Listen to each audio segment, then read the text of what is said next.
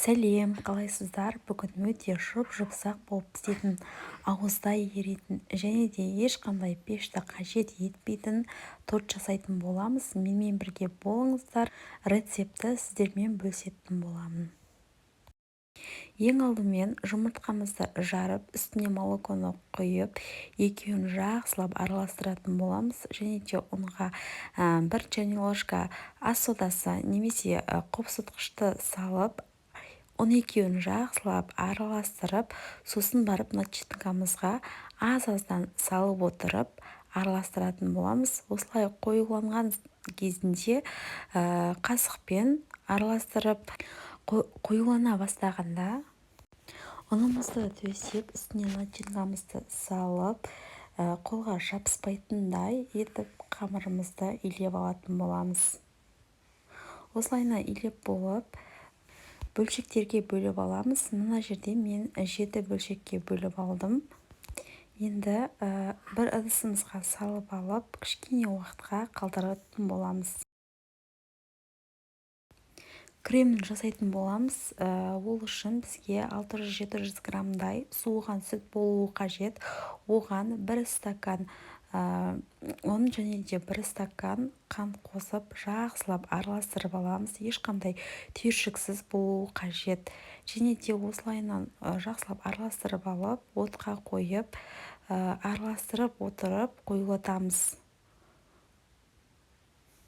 Келесіде біз ұн себе отырып, тестамызды жайып алатын боламыз. Бір келкі болу үшін форманы немесе басқа да тарелка болсын, басқа заттарды пайдаланатын боламыз.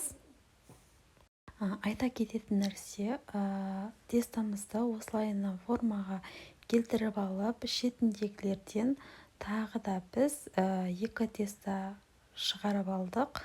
Сонымен бізде 9 теста шықты.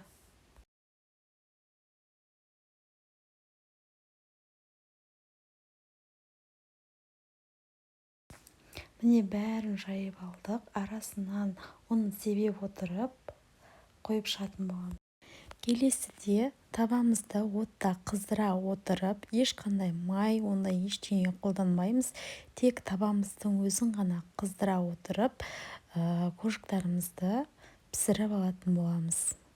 Әр коржықтарымыздың пісу уақыты шамамен 2 минуттай болады. Өте тез пісіп шығатын болады.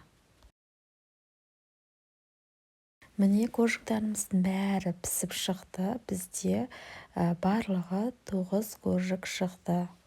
Коржықтарымызды жинау үшін алдымен крем екеуін суытып аламыз. Бізде суып шықты. Осылайынан арасынан крем жаға отырып жинайтын боламыз.